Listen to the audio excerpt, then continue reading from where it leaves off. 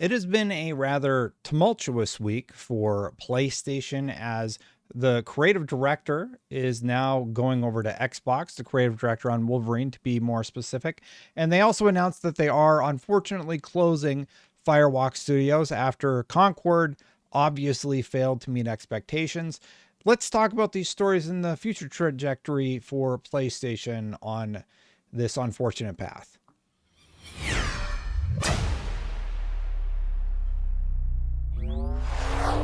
So make no mistake, I am very excited about Wolverine from Insomniac. I've said it many times. Insomniac is one of my favorite directors.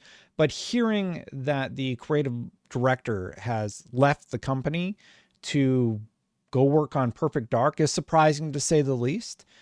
We now have a great creative director working on Perfect Dark, which I'm very excited about. And we have a really good team working on Wolverine. But the shakeup is somewhat concerning. Now, this comes from GameFile. This is Stephen Tottilo's newsletter thing that he does.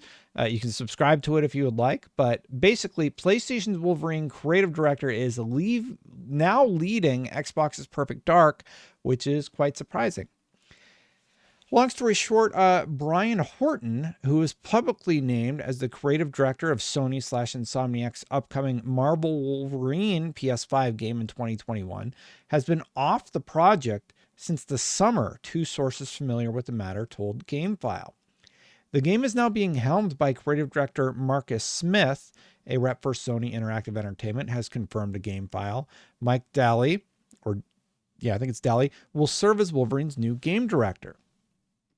Smith and Daly are a formidable new duo for Wolverine. They previously held creative director and game director roles, respectively, on Insomniac's acclaimed 2021 PS5 release Ratchet & Clank Rift Apart. The changes atop the Wolverine development team are the result of creative decisions around the game, the two sources told GameFile. SIE's rep declined to comment on the reason for the role changes on Wolverine. Now, the fact that he's no longer at the company, and I believe I remember following Brian Horton over on Twitter back in the day. He, like me, is a huge Wolverine fan, if I remember correctly. So you can see Brian Horton, he is now over working on Perfect Dark stuff. He says, creative director on Perfect Dark, Wolverine PS5, Miles Morales. He worked on the Spider-Man games. He worked on Call of Duty, Rise of the Tomb Raider. We follow each other apparently, but he's been doing some artwork he's doing a portrait here. That's kind of cool, actually. He is a huge Wolverine fan, and he's no longer on the game anymore, which is unfortunate. I have a lot of confidence in anybody who worked on Ratchet and Clank, obviously, but it's always unfortunate to see a super fan like that no longer be on a project like Wolverine. I'm still going to play it. We've all seen the leaked footage. The game, even in that state, looks intriguing. It was all over Twitter for like weeks where you couldn't, if you're a Wolverine fan, you saw it, right?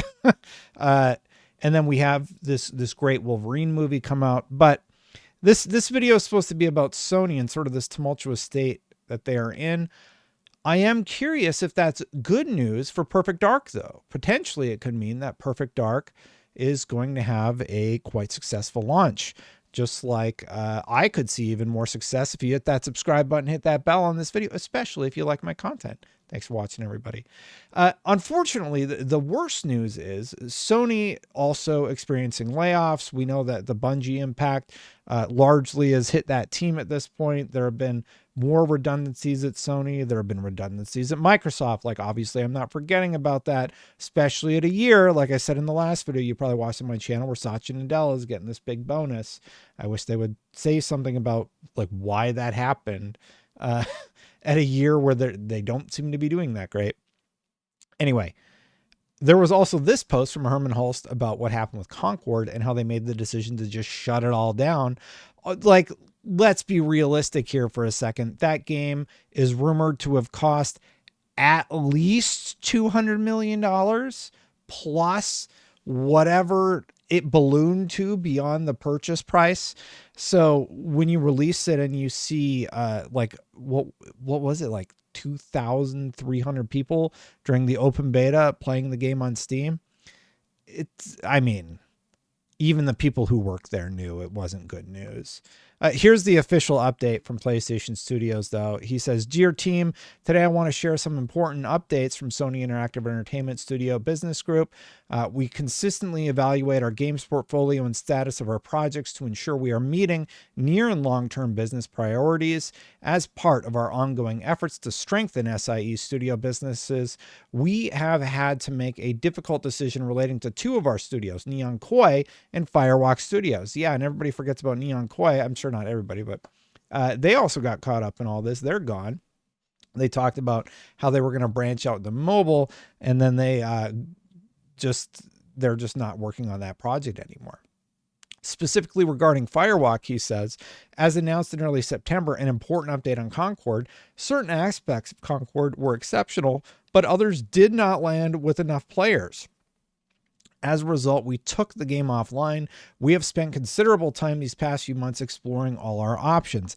I mean, like, there was no world where Concord was going to come out and be free to play and like make a bunch of money off of cosmetics or something like that. You put a game out there, and they spent so much money on this studio. And it just didn't land. It just didn't resonate with people the way that you hoped. And the majority of gamers were just like, this just, it just doesn't work for me. And I think a lot of it is it's just not really like anything else. It didn't it didn't really hook you the way that I think it needed to. There were just so many issues with it, right?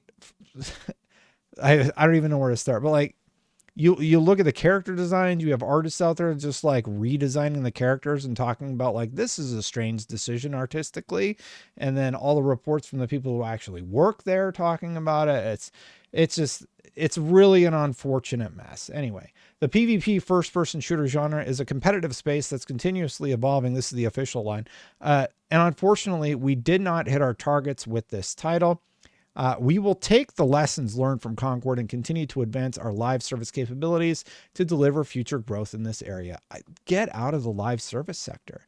I think people are fatigued with the idea that they are going to live in every game that they play for the rest of their lives. Sometimes I feel like playing Call of Duty Black Ops 6.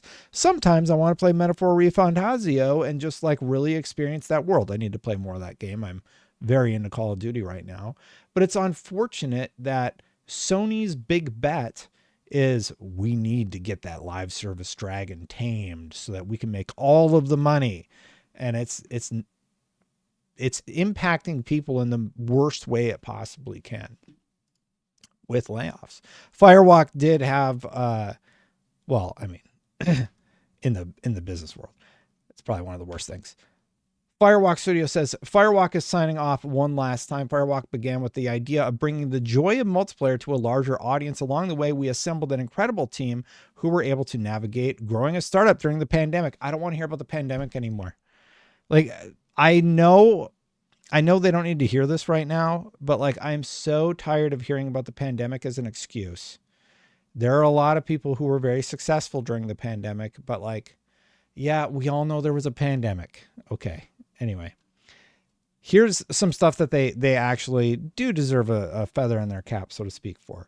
They built a new customized next-gen FPS engine in Unreal 4 to 5. They managed an acquisition integration while readying technical and preliminary tests, and ultimately ship and deliver a great FPS experience to players. I don't know if I would say it was great, but it was an FPS experience. To them, I'm sure it's great because they made it. Even if it landed much more narrowly than hoped against a heavily consolidated market. I think even in this closing statement, you just kind of need to be honest with yourself. The game just didn't land with a wide audience. It wasn't about a consolidated market. It wasn't about oversaturation. It's because like there's indie games that come out every day and they have a huge success. There was something fundamentally flawed about the experience. And I think they really need to look at that and figure out each individual person who contributed to it, it's like, how did this not work? Like, what are the big lessons that you can take away? That's all you can do when you have a mistake like this, right? Okay, like, what did we get wrong? What can we learn from this? And then you move forward with your life and continue on and hopefully see new success in the industry by learning from those lessons. And, you know, obviously I hope they all land on their feet. I have no ill will towards anybody who works there. It's always unfortunate to see a whole studio close because they had this one big miss. But at the same time, you put out your first game just did not resonate with people, and that is a risk you take. And then looking further out at the rest of the content library that they have coming in the coming months and years, I'm not sure where PlayStation is going. I'm sure 2025 is going to be a better year for them, but like the one thing that's coming out on PlayStation that I'm stoked for, it's also coming out on PC and Xbox, is Soul Reaver 1 and 2 Remastered. It's a fantastic series.